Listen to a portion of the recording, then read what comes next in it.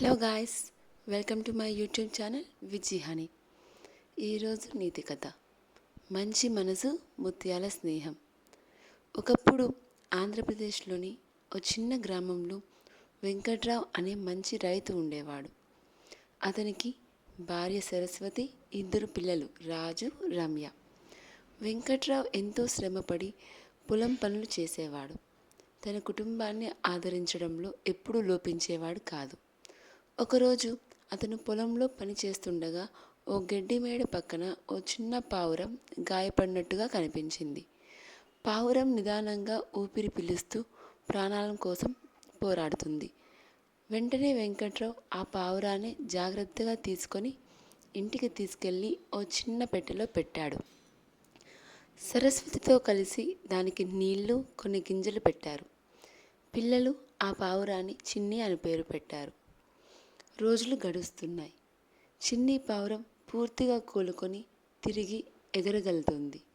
కానీ అది ఇంట్లోనే ఉండిపోయింది.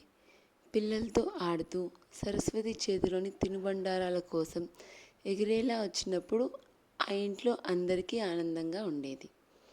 ఒకరోజు గ్రామంలో వరదలు వచ్చాయి. భారీ వర్షాల కారణంగా ప్రజలు భయాందోళనకు గురయ్యారు. వెంకట్రావు పొలానికి దగ్గరగా ఉండే ఓ చిన్న వాగు ఒక్కసారిగా ఉప్పొంగి పొలాన్ని ముంచేసింది. ఆ పరిస్థితుల్లో వెంకట్రావు పొలం కూడా కోల్పోయాడు. కుటుంబానికి ఆహారం లేక ఇబ్బంది పడ్డారు. ఆ సమయంలో గ్రామ పెద్దల సహాయం కోసం రావడం ఆలస్యమైంది.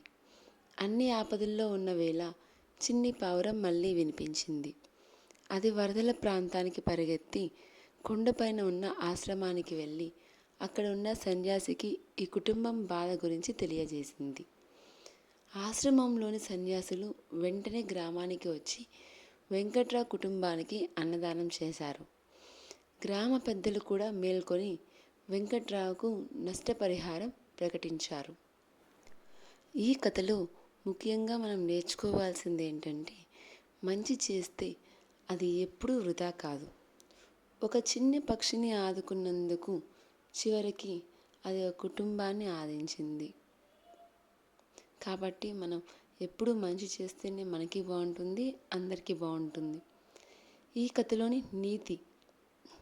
నైతిక బోధ: మంచి మనసుతో చేసిన సహాయం ఎప్పుడూ తిరిగి మనకే మేలు చేస్తుంది. మనం ఇతరుల పట్ల కరుణ చూపితే అది క్షణికంగా కాకపోయినా జీవితంలో ఎప్పుడో సమయంలో మనకు తిరిగి వస్తుంది. ఈ కథ కానీ మీకు నచ్చినట్టయితే please like, share and subscribe to my channel Viji Honey. Thank you for watching.